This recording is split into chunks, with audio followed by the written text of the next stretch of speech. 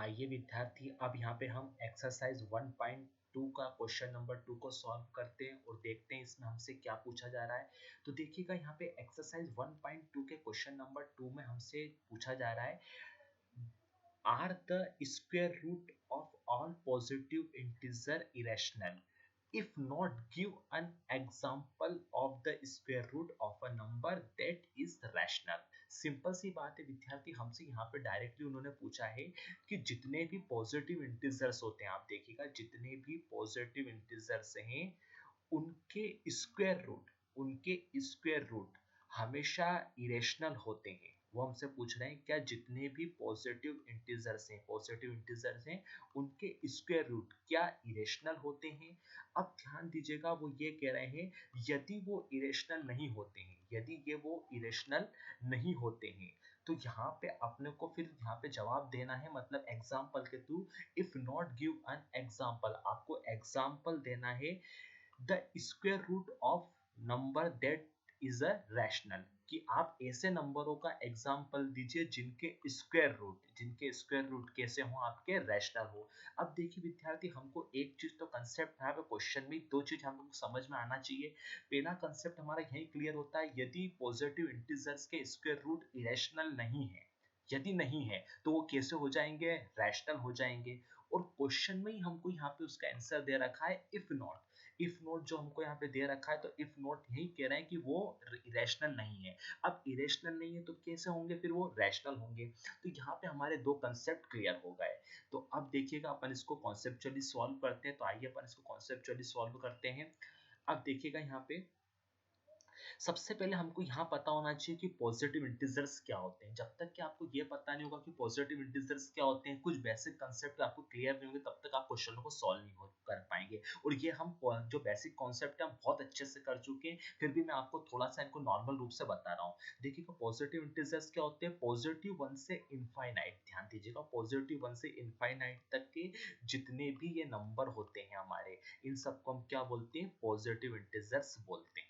That is clear. फिर हमारे पास आता है इरेशनल नंबर क्या होते हैं। इसकी दो डेफिनेशन है, या तो जो रैशनल नहीं होते हैं उनको हम इरेशनल बोलते हैं, या फिर बात की जाए we can not express P upon Q, जिन्हें हम P अपॉन क्यू के रूप में नहीं लिख सकते, वो हमारे क्या हो जाते हैं, यहाँ पे इरेशनल नंबर हो जाते हैं। तो हमारे दो ये बेसिक से कंसेप्ट थे, हमने इसको क्लियर करा है और हमें पहले भी कर चुके हैं।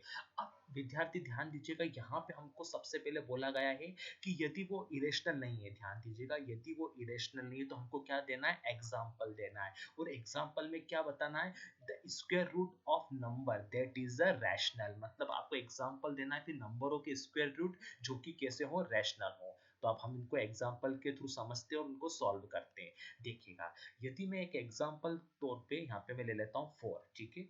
4 क्या है, एक पॉजिटिव इंटीजर से। अब 4 का क्या करना है, मुझे रूट के रूप में लिखना है, क्योंकि यहाँ पे हमसे क्या पूछा गया, स्क्वायर रूट। तो 4 का स्क्वायर रूट है यहाँ पे, तो इसको मैं किस प्रकार से एक्सप्रेस कर सकता हूँ, ध्यान दीजिएगा। तो इसको सिंपल सी बेसिक मेथड है जो कि आपने अच्छे से पढ़ी होगी फर्दर क्लासेसों में या प्रीवियस क्लास में, 2 into 2 इस रूप में इसको मैं क्या कर सकता हूँ, एक्सप्रेस कर सकता हूँ। अब देखिएगा मैंने इसको एक्सप्रेस करा है, तो यहाँ पे क्या है, 2 into 2 के क्या बन गए, यहाँ पे पेयर बन गए। पेयर में क्या कॉमन निकल जाएगा, 2 कॉमन निकल जाएगा। अब देखिएगा ये 2 है, यहाँ पे इस 2 को मैं किस रूप में लिख सकता हूँ, यहाँ पे 2 को, तो यहाँ पे 2 को मैं ऐसा लिख सकता हूँ 2/1, इस रूप में मैं यहाँ पे लिख सकता हूँ। और ये मेरा 2 क्या बन, ये हमारा जो जिस फॉर्म में लिखा है, ये कौन सा फॉर्म बन गया मेरा, ध्यान दीजिएगा। तो ये मेरा फॉर्म बन गया P अपॉन क्यू के फॉर्म बन गया। अब आप बेसिकली जानते हैं, जब ये हमारा P अपॉन क्यू का फॉर्म बन गया है, तो जब जिस नंबर को हम P अपॉन क्यू के फॉर्म में लिख देते हैं, वो नंबर हमारा क्या कहलाता है, वही नंबर हमारा रैशनल नंबर कहलाता है। तो हमने एक चीज तो प्रूव कर दी, ठीक है, कि हमारे जितने भी नंबर होते हैं उनके स्क्वायर रूट होते हैं, वो इरेशनल नहीं होते, रैशनल होते हैं। यहाँ पे देखिएगा 2 किस फॉर्म में लिखा है, 2/1, ये किस फॉर्म में, P अपॉन क्यू के रूप में लिखा है। और P अपॉन क्यू के रूप में जब किसी नंबर को लिखते हैं तो कैसा हो जाता है, हमारा रैशनल नंबर हो जाता है। चलिए आइए अब मैं आपको एक दूसरा एग्जाम्पल के थ्रू समझा देता हूँ, ताकि आपके बेसिक कॉन्सेप्ट और अच्छे से क्लियर हो जाए, क्वेश्चन को आप आसानी से सॉल्व कर सके। चलिए अब अपन जैसे कि एक एग्जाम्पल के रूप में ले लेते हैं 36। ठीक है। अब 36 का क्या लेना है, मुझे रूट लेना है क्योंकि यहाँ पे रूट को पूछा गया है मुझसे, ठीक है। तो 36 का रूट को रूप में किस रूप में मैं एक्सप्रेस कर सकता हूँ, तो यहाँ पे अपन बेसिक मेथड का यूज करते हैं। 6 इंटू 6 के रूप में क्या कर सकता हूँ मैं इसको एक्सप्रेस कर सकता हूँ। अब देखिएगा 6 इंटू 6 के रूप में एक्सप्रेस करा तो इन दोनों के क्या बन गया, एक पेयर बन गया जिसमें कॉमन क्या निकल जाएगा, 6 निकल जाएगा। अब देखिएगा ये 6 जो कॉमन निकला है इसको मैं कैसे एक्सप्रेस कर सकता हूँ, तो यहाँ पे मैं इसको 6/1 के रूप में एक्सप्रेस कर सकता हूँ। यदि कोई संख्या कोई नंबर्स है उसके डिनोमिनेटर में कुछ भी नहीं है, ब्लैंक है, तो हम उसको क्या मान लेते हैं, 1 मान लेते हैं। तो ये हमारा जो मैंने 6/1 लिखा है ये हमारा किस फॉर्म में आ गया, P/Q के रूप में आ गया। और आप ये अच्छे से बेसिक कॉन्सेप्ट जानते होंगे, यदि कोई नंबर है और वो यदि P/Q के रूप में एक्सप्रेस हो जाता है तो उसको हम क्या बोलते हैं, उस नंबर को हम क्या बोलते हैं, उसी नंबर को हम बोलते हैं रैशनल नंबर बोलते हैं। तो वही हमारा क्या बन जाता है, यहाँ पे रैशनल नंबर हमारा बन जाता है। That is clear. अब यहाँ पे देखिएगा हम यहाँ पे तीसरे यहाँ पे क्वेश्चन को सॉल्व करने की कोशिश करते हैं, इससे आपको और अच्छे से समझ में आ जाएगा।